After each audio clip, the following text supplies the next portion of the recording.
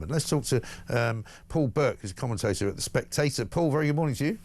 Hello, Mike. Nice to see you. Nice to see you too. I've been on a sort of Rayner resignation watch this morning, and I didn't think she would do it before. When I used to have my mid-morning show, everyone used to resign between 10 and 1. So I'm betting it'll be around about 2 o'clock this afternoon, but I don't think there's any doubt she's going, is there?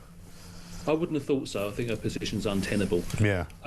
It's just, but whichever way you look at it, I mean, you can insult her personally and sort of denigrate her, as I did, but even if she was given the wrong advice, she's, we all get advice from people, and sometimes we think, yeah, I'll do that, or no, yeah, I won't. For the Deputy Prime Minister, somebody in that senior a role, to take advice that was bad, brings her judgment into question. But well, it does. But also, the people that she says gave her the wrong advice have said they didn't do it. They didn't do it. So the other thing you have to wonder is, did she declare everything? Did she tell them everything?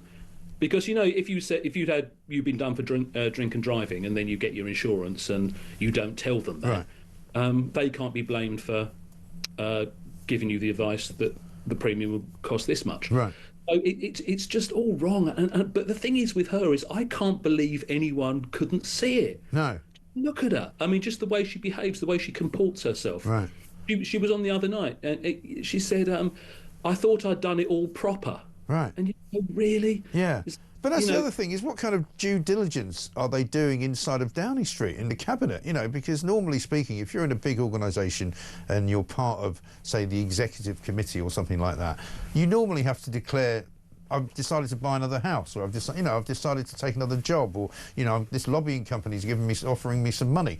And normally speaking, you'd have sort of some compliance officer to make sure they run the rule over it, make sure you're not screwing anything up, right?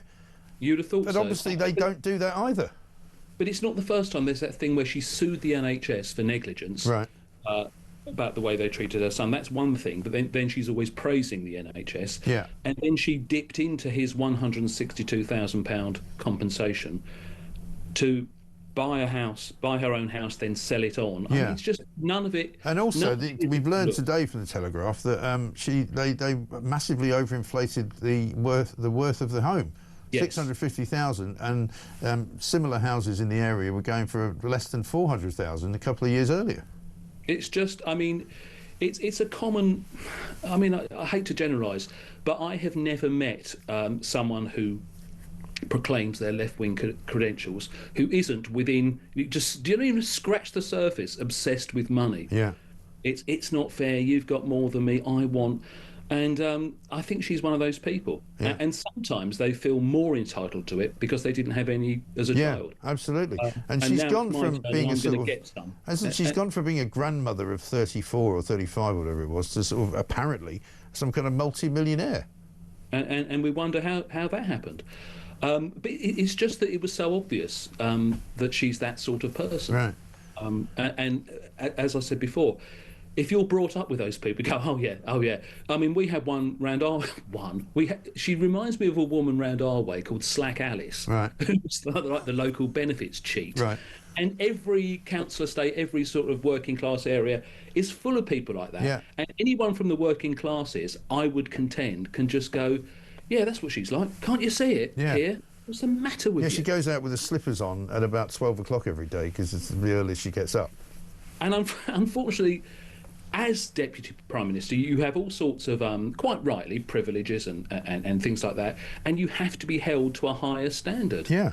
And if anyone can think of a reason, please, I'd love to be wrong. Tell me why she's good. Tell me what she's good at. Tell me what she's done. Well, they say that she's a great communicator. I don't necessarily agree with that because... I don't. I think she's one of the most inarticulate politicians since John Prescott. Exactly. She placates the left wing of the party. Well, maybe, but she's obviously got far too big for her big bother boots, and she obviously thinks she's some kind of second coming of Jesus Christ. And that's unfortunately what politics does to people, isn't it? It does, and politics and rock and roll. They all start to think they're God's gift, and they're walking around like nobody can touch me because I'm cool, I'm great, I can do anything. Well, it's when you haven't put the work in. When you haven't. I mean, there's a lot of working. Even Prescott did then take himself as a mature student to Ruskin College, and she's just come up through the unions, and anyone The unions. That was just the very easy way of working class people, stuff you, what's in it for me? Right. And don't actually do any work. Just get yourself involved in the union administration, and that'll be fine. And the trade unions, I have to say, were a wonderful thing because they stopped people being exploited and kids being shoved up chimneys. But by the time we were all aware of them in the 70s and 80s, they were rotten. Well, they ruined Britain. Yeah. There's no question about that. And it took a long time to recover from it, but they appear to be back. We've got a tube strike coming next week in London. We're going to have another doctor's strike coming up soon. Nurses are going on strike shortly. The whole public sector is kind of revolting against this Labour government because they know as soon as they ask for money, they'll get it. Well, look, Keir Starmer's like the supply teacher, isn't he? The one that isn't strict and you can just muck him about. Right. Oh, sir, and just check. And that's what he is. But I think his only hope, and I'm serious, he'll never do it, obviously never do it, his only hope now is to form a coalition. We're in dire straits geopolitically and economically, and he just needs the best people. We don't care whether they're Tory, Labour, Reform. If you just... but he does, because he hates everybody else. I know, but there are good people dotted around in each party. Yeah. And almost like a war time, we need those people. Angela Rayner, Rachel Reeves, Ed Miliband simply aren't politically or intellectually up to the jobs that we've entrusted them with. Exactly right. And I mean, you would never have thought you'd end up saying, if only we could have the Tories back, because they were awful, but they weren't this bad. They were awful. But they weren't this bad. No, they weren't this bad. And my worry has always been, and I hate to say I told you so, that we need a good, strong opposition. We need a good Labour Party. We always need a good Labour Party. We always need a good Tory Party. This lot are so bad, like the worst government in living memory, that my fear is Labour, just Labour generally, will never get into power again.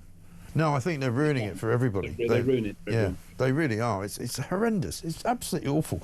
No more so than Rayner. No, quite. Paul, great to talk to you. Thank you very much indeed. Paul Burke, commentator at The Spectator there. He's not wrong, is he? These are the worst people to run a government in living memory. I don't know how old you are, but I can go back all the way to the 60s. And nobody was this bad. I mean, literally everywhere you look, it's a car crash. Jonathan Reynolds, the fake solicitor. David Lammy, the Foreign Secretary. Yvette Cooper with her bunting, and her flags at home that she waves around every time she gets up. It's just awful. Rachel Reeves. Should we play it? Let's play it. Reeves talking about her good friend, Angela Rayner, yesterday. Yes, I have full confidence in Angela Rayner. She's a good friend and a colleague. She has accepted the right stamp duty wasn't paid. That was an error. That was a mistake. She is working hard now to rectify that, in contact with HMRC to make sure that the correct tax is paid. Anyone that saw Angela's statement yesterday, saw her interview yesterday, I think we'll have a lot of sympathy with some of the challenging family circumstances around Angela's disabled. Some of the challenging family situations, yeah.